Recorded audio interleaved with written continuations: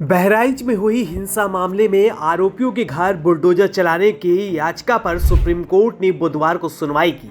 दरअसल इस मामले को लेकर याचिका लगाई गई थी, जिसमें याचिकाकर्ता ने आरोप लगाया था कि उत्तर प्रदेश की योगी सरकार ऐसे मामलों में दिए गए सुप्रीम कोर्ट के आदेश की अवहेलना कर रही है। इसी याचिका पर सुप्रीम कोर्ट ने सुनवाई की।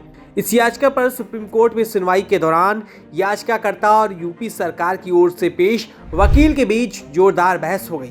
बता दें कि हिंसा से प्रभावित लोगों की ओर से दाखिल की गई याचिका में कहा गया था कि सुप्रीम कोर्ट के बुलडोजर एक्शन पर रोक के आदेश का पालन नहीं किया जा रहा है।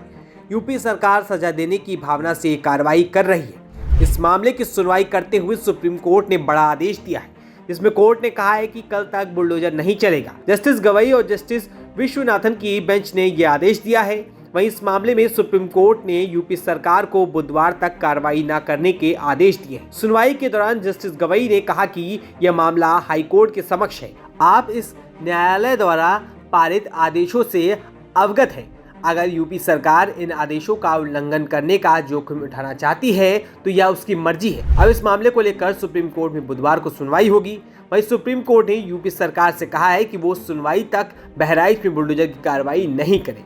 बहराइच में हिंसा के आरोपियों के घर पर बुलडोजर कार्रवाई को लेकर नोटिस देकर जवाब मांगा गया है। वकील शिव सिंह ने जस्टिस गवई की अध्यक्षता वाली बेंच के सामने यह मामला पेश कर जल्द सुनवाई की मांग रखी थी। गौरतलब है कि सुप्रीम कोर्ट ने करीब 1 महीने पहले उत्तर प्रदेश समेत विभिन्न राज्यों में बुलडोजर से अपराध के आरोपियों के घर गिराने के मामले पर सुनवाई की थी।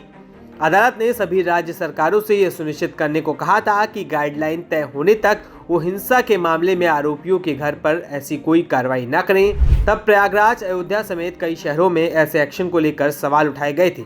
हालांकि उच्चतम न्यायालय ने ये स्पष्ट कर दिया था कि राज्य सरकारें अतिक्रमण हटाने जैसे मामलों में अवैध कब्जे हटाने को लेकर बुलडोजर की कार्रवाई करने को स्वतंत्र है। इससे पहले पीडब्ल्यूडी और बहराइच के प्रशासनिक अमले की ओर से हिंसाग्रस्त महसी इलाके के 23 से ज्यादा घरों को खाली कराने का नोटिस दिया गया था और उन्हें खाली करने का 3 दिन का अल्टीमेटम दिया गया था। इसके लिए सड़क चौड़ीकरण करने और अवैध कब्जे को हटाने का तर्क दिया गया था। बुलडोजर कार्रवाई के डर से ज्यादातर लोगों ने खुद ही अपना सामान वहां से हटाना शुरू कर दिया था।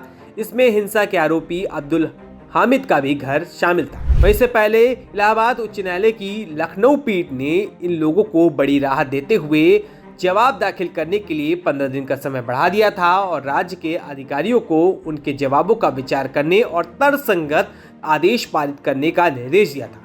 पीठ ने मामले की अगली सुनवाई की तारीख 23 अक्टूबर तय की थी। तो वहीं अब बहराइच हिंसा मामले में बुलडोजर एक्शन पर सुप्रीम कोर्ट ने बुधवार तक रोक लगा दी है।